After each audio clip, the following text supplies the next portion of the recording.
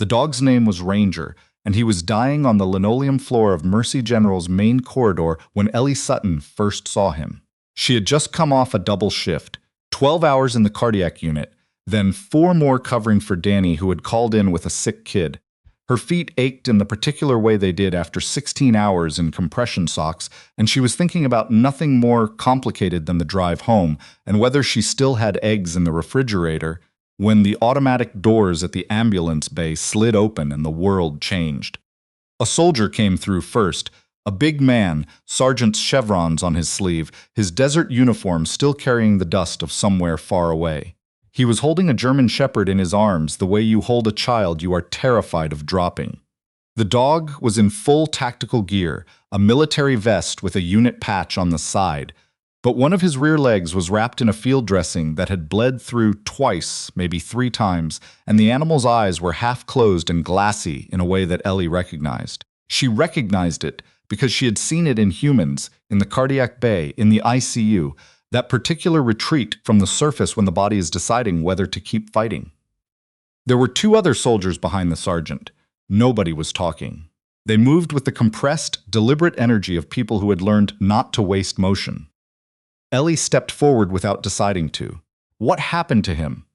The sergeant, his name tape read Kowalski, looked at her with the flat measuring gaze of someone who had learned to evaluate people quickly. ID fragment. We got the shrapnel out in the field, but he's been losing blood for 6 hours. Nearest vet clinic is 40 minutes. He's not going to make 40 minutes. Ellie's hand was already on the dog's neck, fingers finding the pulse. Weak, fast, thready in a way that meant the body was compensating, robbing from one system to pay another. She could feel the heat of fever through her palm. "Bring him back here," she said. She was not supposed to do that. She knew it in the exact moment she said it. The way you know something is true about yourself even as you do the thing anyway. Mercy General was a human hospital. There were protocols, liability clauses, entire paragraphs of policy that existed for reasons that were probably good reasons most of the time. She was a registered nurse, not a veterinarian, and she was about to take a military working dog into a hospital examination room. She did it anyway. Room 4 was empty. It was always empty at that hour, tucked at the end of a corridor that the overnight staff avoided because the overhead light buzzed. Ellie directed Kowalski to lay Ranger on the exam table, and she started working before the dog was fully settled, hands moving through the assessment the same way they moved through any assessment, efficiently and without ceremony. The field dressing came off in layers. The wound beneath was not as bad as she had feared and worse than she had hoped. The shrapnel had taken a chunk out of the muscle tissue above the knee, she thought, translating as best she could from human anatomy, though she had grown up with dogs and knew their bodies were not entirely foreign to her, and there was significant blood loss but no arterial involvement. The fever was the bigger concern. It meant infection had already taken hold. She called out to one of the soldiers, "I need saline, sterile gauze, and someone needs to find me a bag of ringers. It's on the supply cart in the hall, blue label." Nobody questioned her. That was the thing about people in crisis. They found someone who looked like they knew what they were doing, and they followed. Kowalski held the dog's head in both his large hands, murmuring something Ellie couldn't quite hear, and Ranger's tail moved once, a slow thump against the table. She worked for 40 minutes. She cleaned the wound, irrigated it thoroughly, packed it with antibiotic gauze. The same gauze she would have used on a human laceration, because tissue was tissue and infection did not discriminate. She started a fluid line, finding the vein on the second attempt, and hung the ringers to run at a rate she estimated based on the dog's weight and her best calculation of his blood volume deficit. It was improvised medicine. It was also the best chance the animal had. At the 30-minute mark, she noticed Ranger's breathing had changed. Slower, more even. The desperate, shallow panning of a body in shock was settling into something that had more depth to it, more commitment. His eyes came more fully open, and he looked at Kowalski, and Kowalski's jaw tightened in a way that meant something the sergeant would probably never say out loud. Ellie was wrapping the wound when the door opened. She didn't have to look up to know who it was. She could tell from the particular quality of the silence that followed, the kind of silence that has authority behind it. Nurse Sutton. Patricia Voss had been director of nursing operations at Mercy General for 11 years. She was a precise woman, not unkind in ordinary circumstances, who had built her career on the premise that hospitals ran on rules the same way engines ran on oil. Remove the rules and everything seized up. She was not wrong about this as a general principle. She was standing in the doorway with her arms folded and her face set in an expression that was not quite anger but was the thing that came just before anger. "I'm going to need you to step away from the patient." Ellie looked up. "He's stable. Another 20 minutes and I can finish the dressing. He is not a patient. This is not a veterinary facility." Voss's voice was even, which was somehow worse than if she had raised it. "And you are currently practicing outside the scope of your licensure, using this hospital's supplies and this hospital's space to treat an animal. Do you understand the liability exposure you've created?" Kowalski had gone very still. The other two soldiers who had been leaning against the wall had straightened.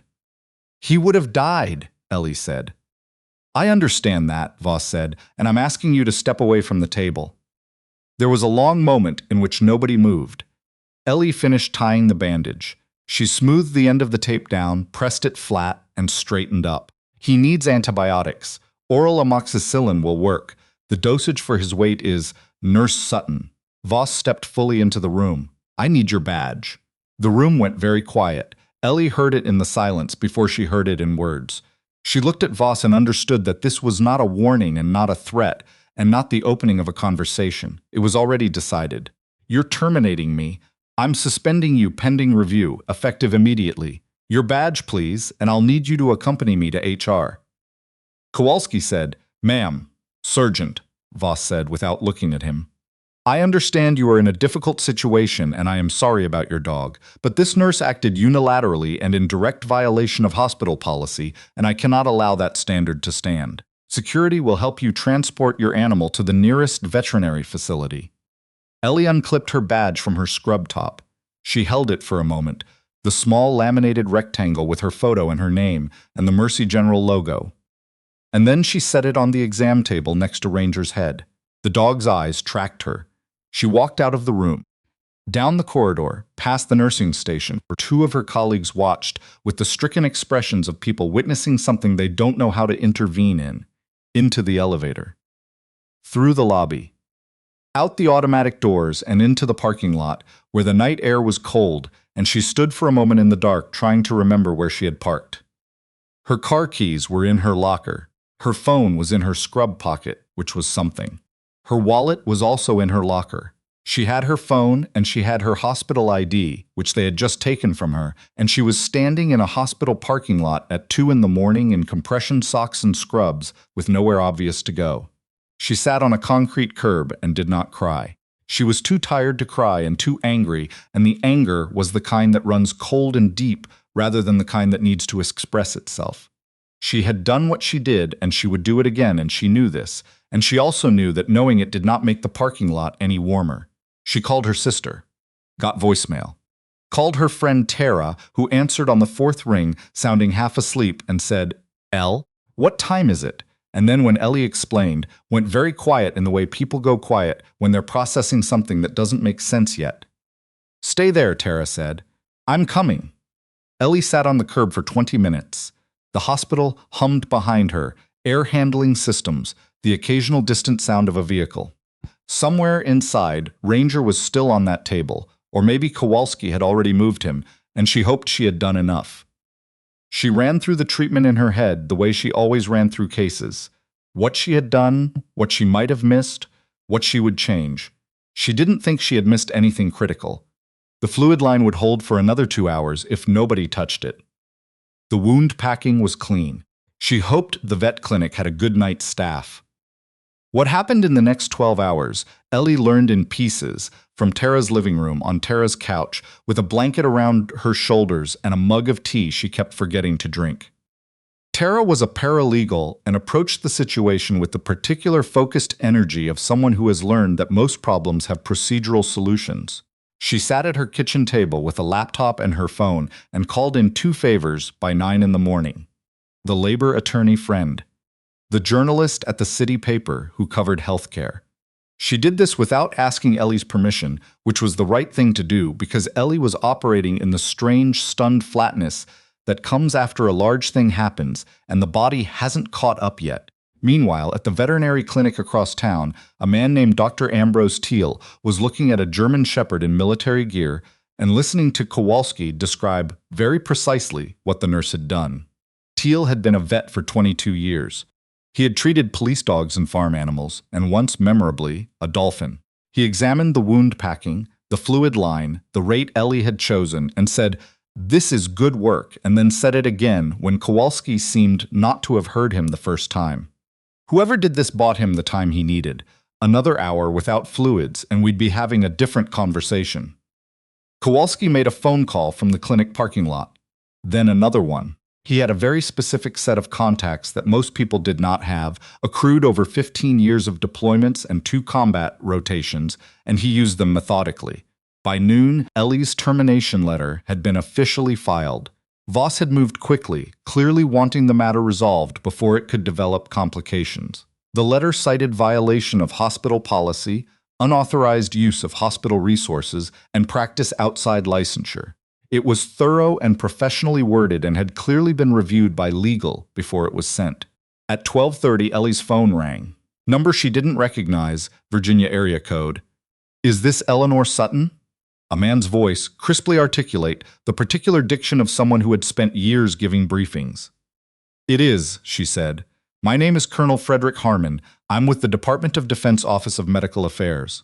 I understand you treated a military working dog last night at Mercy General." "I did," she said. "I understand you've been terminated as a result." "That's correct." There was a brief silence. "Miss Sutton, are you familiar with the designation K9MWD under D Directive 5200.8? She was not. Military working dogs are classified as equipment under certain statutes and as service members under others, and there is currently significant legislative and policy attention on their welfare and the welfare of personnel who risk themselves in service of military animals. Your actions last night have come to the attention of several people who are in a position to take an interest in this matter." Ellie sat up straighter on Tara's couch. "What kind of interest?" "The kind," Harmon said. "That tends to move quickly." She did not fully understand what he meant until the next morning. Tara drove her back to the hospital at 7 a.m. so she could retrieve her things from her locker. Her wallet, her keys, her street clothes, a paperback she'd been meaning to finish for 2 weeks. The plan was to go in through the side entrance. Keep it brief, keep it quiet. The side entrance was blocked. Not physically blocked, exactly, but there were 2 vehicles parked at the curb that had a particular quality to them. Black, unmarked, the kind of clean that means government. And there were men near the entrance who were wearing civilian clothes in the specific way that military people wear civilian clothes, which is to say they wore them as a uniform. Ellie stopped walking. A woman came out of the hospital's main entrance and walked toward her with the brisk, purposeful gait of someone who does not waste steps. She was perhaps 50, silver-haired, wearing the kind of suit that meant federal agency without announcing which one. "Miss Sutton, I'm Special Agent Dana Clifford, Defense Criminal Investigative Service. We spoke to your attorney this morning." She said this as though the attorney connection was expected and accounted for. "We'd appreciate if you could wait out here for about 20 more minutes. There are some conversations happening inside." "What conversations?" Ellie said. "Conversations that are relevant to your employment situation," Clifford said, and she said it in a way that meant she was being precise, not evasive. Inside Mercy General, as Ellie would later learn through a combination of Tara's sources and her own eventually restored access to hospital communications. The following things were occurring more or less simultaneously. The hospital administrator, a man named Wendell Burke, who had been in the job for 3 years, and who had spent those 3 years in careful diplomatic equilibrium between medical staff and legal, and the board, was in a meeting he had not requested with 2 representatives from the Department of Defense and 1 from the Department of Veterans Affairs. The meeting had to do with Mercy General's federal designation as a Level 2 trauma center, a designation that came with certain funding and also with certain obligations, and the representatives were very politely noting that the obligations were the part they wanted to talk about. In a separate room, Patricia Voss was speaking with the DCIS special agent, Clifford's colleague, a man named Reyes, who was reviewing the timeline of the previous night, with the methodical patience of someone who does very much not intend to be hurried. And in the main lobby, which Ellie could see from where she stood on the sidewalk, 3 soldiers in dress uniform had arrived. One of them was Kowalski. He was standing very straight, his cover tucked under his arm, watching the elevators. Tara appeared at Ellie's elbow with 2 coffees from the cart across the street. "Do you want to know what I know?" she said. "Very much," Ellie said. "Ranger is going to be fine," Tara said first, because she understood priorities. "Kowalski's been posting updates. He ate breakfast this morning. The vet clinic is calling it remarkable." Elle laid out a breath she had been holding, she realized, for a day and a half. "The other thing," Tara said, "is that Mercy General has 2 federal contracts up for renewal in 6 weeks, total value something north of $8 million. And apparently some people in Washington are taking a personal interest in the character and conduct of this facility. Because of a dog," Ellie said. "Because of a lot of things," Tara said. "The dog is the part people understand quickly." At 9:15, Special Agent Clifford came back out through the main doors and walked over to where Ellie was standing. She had a quality of stillness to her, this woman, the stillness of someone who has delivered a great deal of news in their career and learned how to do it without drama. "Miss Sutton, the hospital would like to request a meeting with you at your earliest convenience." Ellie looked at her. "They fired me." "They are aware of that," Clifford said. "Yesterday. They walked me out of the building without letting me get my coat." Clifford's expression did not change, but something shifted behind it. A very slight adjustment, the kind a person makes when they are noting something for a file they are keeping internally. "I'm aware of that as well." "So when they say they'd like to request a meeting, I think what they mean," Clifford said, "is that they would like to discuss, in fairly comprehensive terms, what they would need to do in order to make this situation considerably less of a problem for everyone involved." Ellie drank her coffee. It was better coffee than the hospital had, which was a small observation she found she appreciated. "I'd like my attorney present," she said. "Of course," said Clifford. The meeting was in Burke's office, which Ellie had never been in before, despite 6 years of working in the building. It was a corner office with good light and a conference table with too many chairs. And on one side of the table sat Burke and a hospital attorney and Patricia Voss, and on the other side sat Ellie and Tara's lawyer friend, a woman named Kate, who had arrived with a yellow legal pad and an expression that suggested she found the situation professionally interesting. The conversation lasted 2 hours and 10 minutes. Voss spoke first, which Ellie had not expected, and what she said was not what Ellie had expected either. "I want to be clear," Voss said, and her voice had a quality it had not had in that examination room. Something that was not quite remorse but was adjacent to it. The voice of someone who has thought about a decision for 36 hours and found that thinking about it has not made it feel better. The policy exists for real reasons. Liability, scope of practice, the integrity of our protocols, those reasons don't disappear because of how last night resolved, Kate said. "And yet." Voss looked at her, then looked at Ellie. "And yet. I am prepared to acknowledge that the manner in which I handled the termination did not reflect the full weight of the circumstances." "She was escorted from the building," Kate said pleasantly, "at 2 in the morning without being permitted to retrieve her personal belongings, her wallet or her keys. In January." A pause. "That was not ideal," Burke said. "It was not," Kate agreed. The discussion that followed was detailed and procedural and covered reinstatement, back pay, a formal acknowledgement in Ellie's file that the termination had been reversed, and several other items that Kate navigated with the focused competence of someone who had prepared for exactly this conversation. At one point, Burke cleared his throat and said, "The hospital also recognizes Miss Sutton's significant contribution to the positive outcome of the situation involving Sergeant Kowalski's unit, and would like to explore whether there are formalized protocols we could develop for military working dog emergencies that might." "You want to make it policy," Ellie said. He looked slightly startled, as though he'd expected the statement to require more runway. In a manner of speaking. Ellie thought about the exam room table, Ranger's pulse under her fingers. The moment she had made the decision she'd made, without really deciding, because some things are not decisions in the deliberate sense, they're just what you do because you know how, and there is a creature in front of you that needs what you know. "I'll consult on the protocol," she said. I want input from a veterinarian and from a JAG officer who understands military animal welfare statutes. I don't want it to be 6 paragraphs of liability language with a phone number at the bottom." "That's reasonable," Kate said. "That's reasonable," Burke agreed. Voss said nothing, but she wrote something on the notepad in front of her. The paperwork took another week. There was always paperwork. Kate managed most of it, and Ellie spent the week back in Tara's guest room, sleeping too much in the way you sleep when the adrenaline finally exits your body and leaves a crater. Kowalski called on the 3rd day.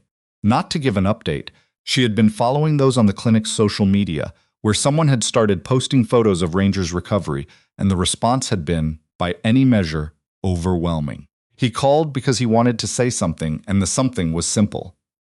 "I've been trying to think of the right way to put this," he said, and she could hear in his voice that this was a man who was more comfortable with action than language. "I've done 2 tours. I've worked with 5 different K9 partners. Ranger's been with me for 4 years. I don't." He stopped.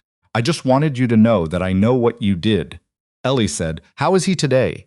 "He ate an entire bowl of food this morning and stole a sandwich off the table. Vet says another 2 weeks before he can be cleared for light duty." "Good," she said. "That's really good."